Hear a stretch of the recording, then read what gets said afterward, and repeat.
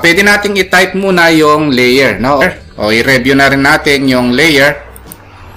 Tapos kung gagawa tayo ng layer, pindutin lang natin ito, new layer. Tapos tatype lang natin dito. Halimbawa, meron tayong layer na wall. O yung mga wall natin, lalagyan natin ng pangalan na layer, no? Tapos lagyan natin ng kulay. Tapos lagyan natin ng technical pen, no? O yung line weight, yung kapal, no? O, halimbawa, ito yung kapal niya. Pwede rin naman nating lagyan ng line type, no? Kung gusto nating maglagay ng line type, pwede tayong mag-load. O, parang review na rin ng layering ito, no? O, halimbawa, continuous na lang.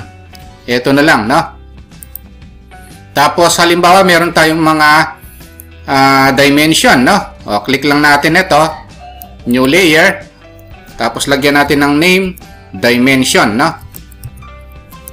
Tapos, lagyan din natin ng kulay, yung dimension. Halimbawa, ang kulay ng dimension, kulay red, no?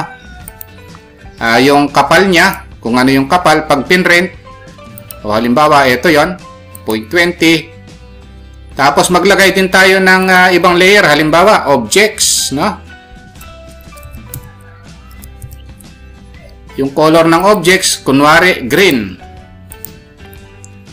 Yung kapal niya, halimbawa, 0.15 na lang. Tapos sa new uli, meron pa tayong layer. Halimbawa, kunwari lang ito, roof. Ang color ng roof, halimbawa, blue. Halimbawa, ang line type niya, this time, lagyan naman natin ng line type. Halimbawa, maglo-load ako. Halimbawa, dash. Tapos, click ko lang din ito, then okay. Halimbawa, maglagay pa tayo ng iba. Doors and windows, no? DW na lang. Tapos, ano yung kulay niya? Halimbawa, magenta. Yung line type niya, halimbawa, continuous. Ang kapal niya, halimbawa, 0.2. Ito yung paggawa ng layering, mga boss, no? Parang review na rin ito, no? Then, pag natapos na, i-close lang natin. So, nung nag-layer tayo, etong mga ito, type natin LA, nilista pa lang natin ito. Hindi pa natin siya ina-apply, no? So, to apply layer, select object. Select natin yung mga object. Halimbawa, itong dimension.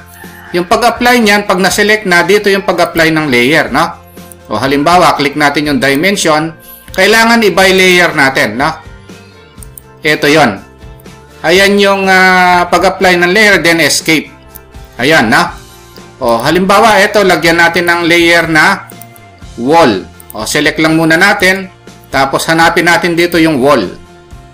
Tapos, by layer. Ito yon, no? And then, escape. O, halimbawa, yun lang ang nilagyan natin, no? Ang kagandahan ng naka-layer, mga boss, pwede nating i-on and off yan, no? Halimbawa, yung dimension. Ayaw nating i-print. O, pwede nating i-off, oh. Kung gusto nating i-print, pwede nating i-on uli. O, ito naman. Ganun din naman. Yung present to. Ayan, no? Yung kagandahan ng naka-layer siya, no? At kung ayaw naman nating ma-erase, pwede nating i-lock.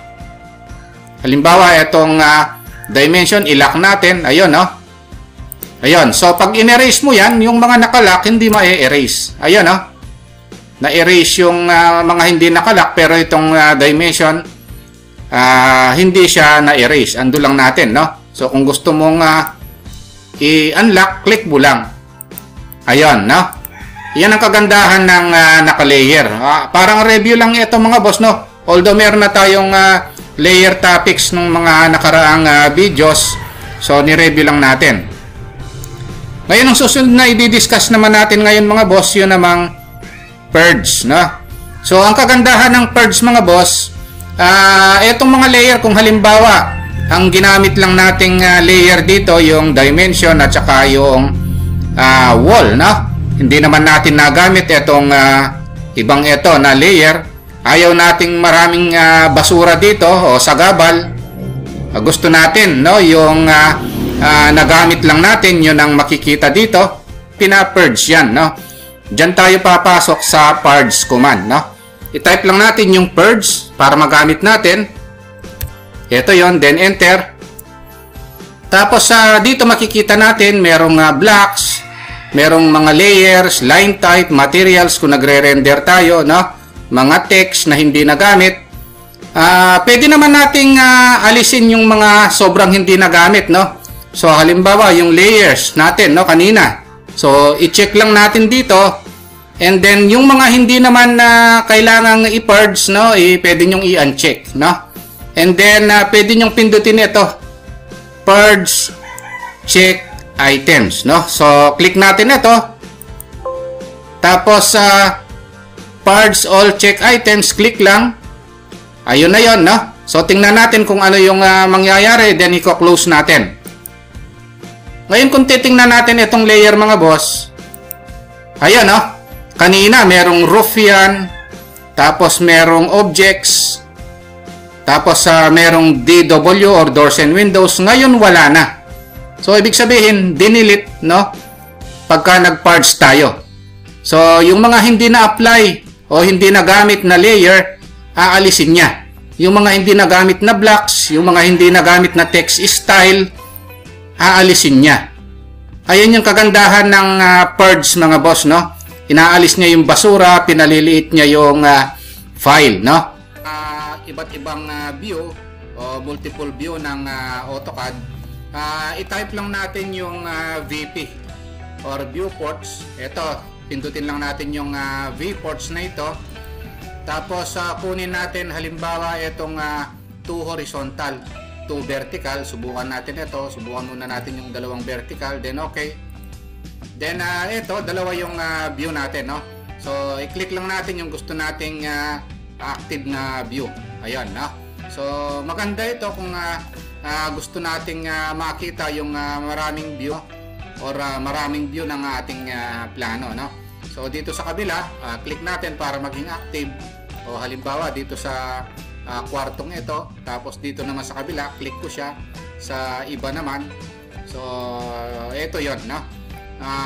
Ngayon since nakikita natin na itong view na ito magkaiba, pwede rin naman tayong mag-copy pa rito, mag-move at kung ano-ano pa, no? Halimbawa, gagawa ko ng circle dito. Tapos itong circle na ito gusto kong i-move dito sa kabila, pwede rin naman 'yon, no? Move, tapos click lang, ito 'yon, no? Yung circle, no? Nagagawa pa rin naman natin yung normal commands na ginagawa natin, kahit na sabihin nating multiple view ito, no? So halimbawa gawa ako ng circle, i-copy ko siya, copy, click, tapos pindutin ko lang yung paglalagyan kong view, o click lang, ito 'yon, no? Pwede pa rin nating i-zoom, pwede rin nating i-pan, no? So maganda itong view ito. Ngayon kung gusto nating gawing isa lang yung view, kunin natin yung viewports, tapos single ang pindutin natin. Then okay. So magiging single uli, no, yung view natin, no?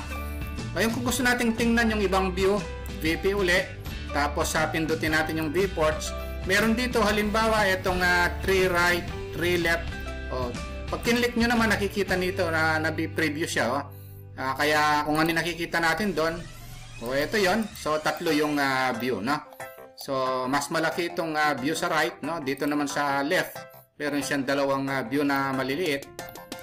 Ito 'yon, no? So punta ako sa kabila. So ito. So tatlo yung view natin, no?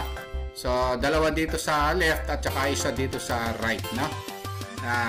3. Tapos sa VP uli, tapos sa viewports uli. So kung gusto nating apat yung view natin, no? So ito equal, no? For equal siya, then okay. So apat yung view natin. So pwede nating tingnan yung mga part ng plano natin na iba-ibang view, no? So ayan yung kagandahan ng viewports.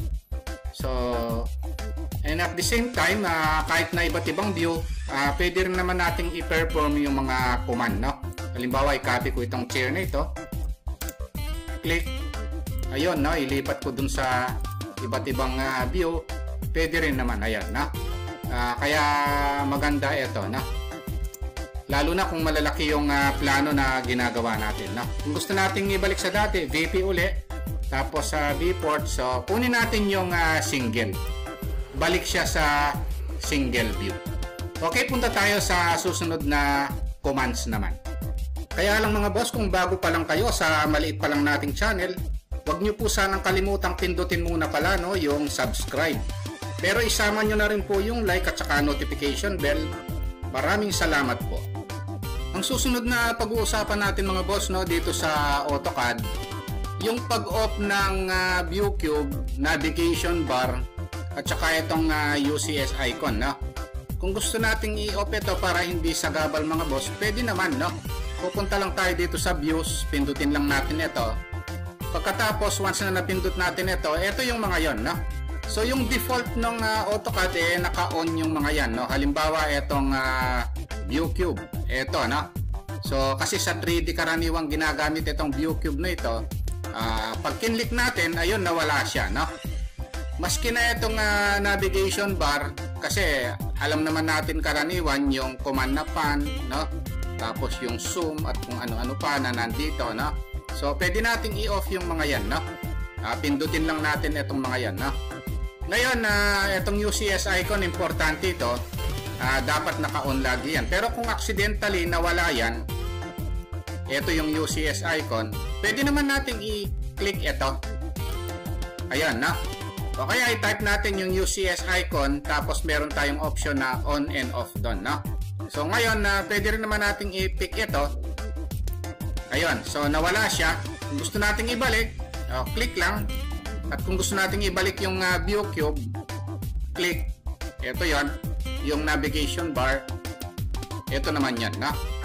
Kaya kung gusto nating i-on and off, nandito lang yan sa view, na. Pero mas maganda i-off natin itong dalawang ito, pindutin lang uli. Ayun. At titira natin itong UCS icon. Kung nagustuhan nyo itong video natin mga boss, no, huwag nyo po sanang kalimutang pindutin muna pala no, yung subscribe no, dito sa maliit pa lang nating channel. Isama nyo na rin po yung like at saka notification bell. Thank you very much at God bless po sa inyong lahat.